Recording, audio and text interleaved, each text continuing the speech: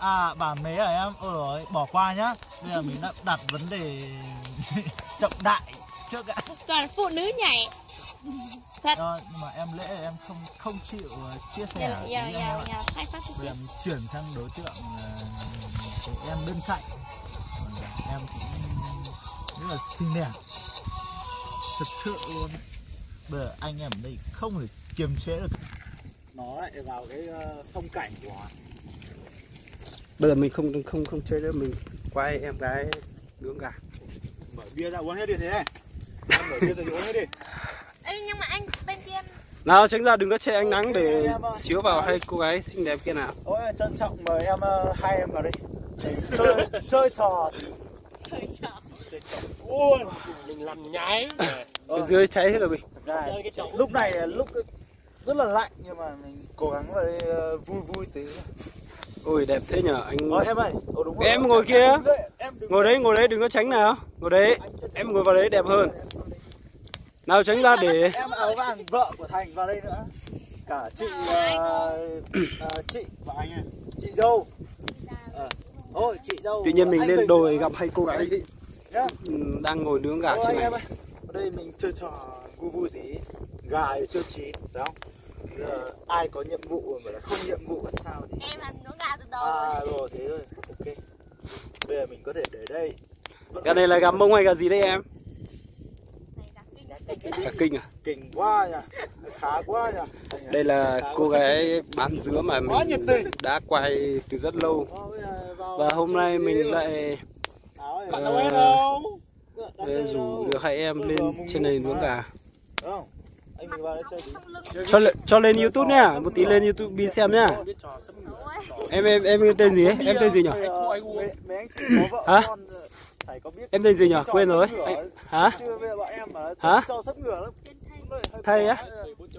Tên đẹp thế. Còn em bên cạnh thì không cần giới thiệu là cũng nhiều trai làm biết rồi. Em tên là Lễ. Ra về tầm mấy giờ thì đưa ăn hả Lễ? vẫn chưa biết được. Em chưa biết được. Tránh ra bên này để ánh nắng chiếu vào con gà nó mới đẹp. Chết hết rồi. Bây giờ em ạ. Thế anh em bảo với em nướng gà em.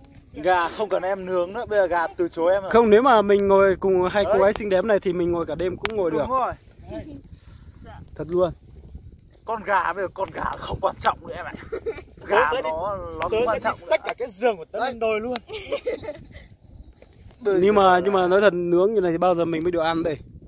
Lửa nó cháy nó đi xuống nước hết này. Nhưng mà vẫn ấy được mà. Nóng mà. Lúc nãy là đốt gà, bây giờ là hơ gà. Cũng chín mà. Đây là Simacai bên kia.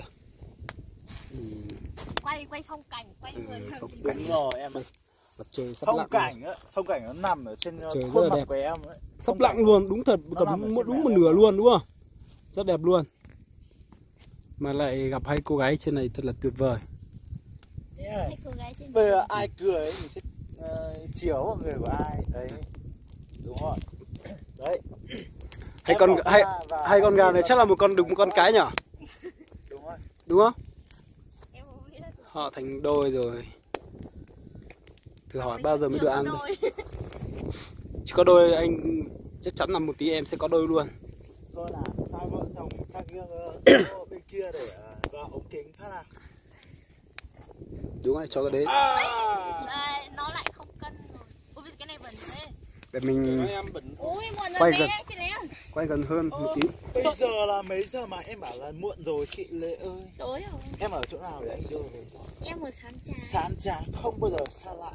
Thảo chưa phìn là cái chuyện là cái xã bao quát tất cả những cái thôn. Không? Kìa, ở đây là chỗ rất là đẹp. Bao quát tất cả các thôn. Nên là em đừng có lo. Bố mẹ em có gọi điện đấy thì bảo là ông này đưa con đi đấy. Lên trên nhà Ma Diêu Hòa. Nhiều con trai này mà để hai cô gái lạnh thế kia nhỉ. Chán thật đấy. Các thanh niên này. đứng gần tí bên kia để hai cô gái kia đỡ lạnh nào. Sắp hết nắng rồi. Mặt trời sắp lặn luôn. Bây mặt trời sắp lặn rồi nhưng mà anh em chưa hết những cái tâm tư nguyện vọng của mình.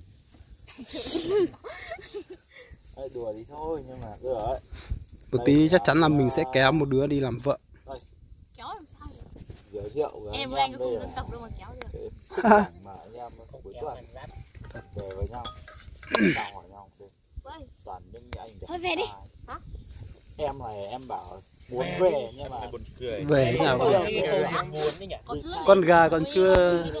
Anh còn chưa xin cái Facebook của em mà. Em là người lạ. Anh nói thật là em là người lạ. Tại vì sao anh Cô gái má rất là hồng. môi Môi thì không đỏ mấy nhưng mà má thì rất là hồng. Anh không biết là anh cười vì Má hồng là đến tuổi yêu cho em. Nên là Cái đi quay bên lâu thế này thì sao Hả? nhà mình Thôi, ai được rồi. Lâu lắm rồi mình không quay mà. Ông anh mặc cái áo khoác áo đen ấy, ông bảo là cứ đi quay vlog này ấy, thì... Mắt đỏ như con gà là như kiểu là nó sắp đẻ trứng thì còn người thì không biết. Còn không đấy là mình nói con gà cơ mà, còn con người thì mắt đỏ chắc là biết yêu. Em bên cạnh thì tên là Thầy thì cũng rất là xinh đẹp, má cũng bắt đầu hồng rồi, chắc là cũng biết yêu rồi. Mình chờ cả đêm cũng được, miễn là mình có hai cô gái ở đây thì mình chờ cả đêm. Ơi cẩn thận nó cháy nhá. Trân trọng giới thiệu đây là ông anh của mình. Đây á, tên ông anh tên gì nhỉ anh nhỉ? Ông của em tên là Gà. Đúng rồi, gà. Ngon nha, dòng họ gà. Ngon cực luôn anh em ạ. Đó. Thông báo anh em là đây là ông anh gà của mình. Rất là tuyệt vời. Con gà này nó hơi cháy, không biết là có ngon không nhỉ? Cháy chết rồi, ở dưới đều bình. Tên là Bình. Cùng quê ở Bình. Rất là tình cảm. Không có bữa rượu mà Kinh không dị gọi. thế nhỉ? kinh dị đâu. Ghê gớm. Có người gọi kinh dị. Đấy là anh em nhá. Còn đây là gì? Và đây là ông anh, cũng là ông anh nhưng mà mình gọi là cháu. Không có camera lần trước à? Mình gọi là cháu của mình. Nhưng mà hơn mình tuổi rất là nhiều. Không thấy mặt. Hình như là không thấy gì, chưa đến lượt. Đấy. Tất cả anh em đi. còn kia là ai? Từ từ. Thôi bạn quay ra đây ôm một cái. Rồi. Không dám. Bây giờ ôm không dám anh em. Bây giờ thời hiện đại rồi, ôm là phạm tội ấy. Tội gì? Để cho mình gần tí, gần hai cô gái xinh đẹp này. Đâu chị giết rồi.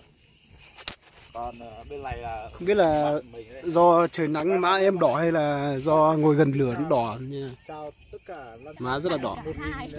anh em đang xem Xin chào con gà, xin chào con gà. gà dưới kia. Hai con gà rất là to. Bây giờ mình quay chủ yếu là thông báo tới anh em là Hai con gà này có những thú có đủ mình ăn không? Hay là mình ăn có hết không? chia sẻ với anh em thôi. Đây. Chung là con gà hư lắm các bác ạ. Ăn mãi không Hôm chín. nay ấy thì được thằng bạn nó bảo thông báo là hai con gà ở nhà nó hư quá, bây giờ phải cho lên thớt cắt tiếp để cho nó ngoan tí. Đấy, về cho Hôm nay là bạn Lễ là rất là buồn vì ngày mai sắp đi lấy chồng hay là sắp đi đâu xa, nên là hôm nay mình mới tụ tập để gặp nhau. Alo. Xin chào hai cái. Đúng không Lễ? Gọi là Hi cá. Lễ. Hi là Hôm nay là Lễ sắp đi lấy chồng hay là sắp đi đâu mà buồn đấy? không bộ. Hả? Tội là ấy hơi lâu thôi. Thường thấy Lễ buồn nên là Rất là đẹp trai luôn. Lễ buồn nên là cả thế giới cũng không vui. Vẫn là hỏi chồng thôi. Còn bây giờ chưa có ai nhận là chồng của nó cả. Biết không mà làm em đây. Em thịt hả? Bây giờ vẫn chưa ăn mà. Thịt không quan trọng, em ạ. Quan trọng là tình cảm thôi. Anh thì anh muốn biết em trong xe là như nào thôi. Cho chuyện trai gái bỏ qua đi đây. Anh muốn biết em là em người ở đâu đấy thôi. Không cần cái này nữa. Thôi mình về đi. Kìa mở bia kìa. Mình đi về đi. Anh đã xuống. Vứt đây. Vứt luôn. Bây giờ anh bảo là cái chuyện Cái gì? Dần nướng. Xinh gái không? Mình nướng xong rồi. Nhìn thấy cô gái xinh gái không? Còn gì? Lễ Thế mà. Có đuôi gái không? em gái rồi. Lễ ơi. Em gái của em. Anh muốn làm quen. Sao biết người ở đâu chứ. anh cứ xé tụi con. Thế chuyện em. Anh kia tên gì cơ? Về anh không quan trọng ai để còn mơ với em bỏ mà em thôi anh để luôn. Không nói chuyện nữa. Anh ơi gà chín rồi về. Gà chín chín. Thầy nhìn giàu nát như thầy. Cho to vào. Không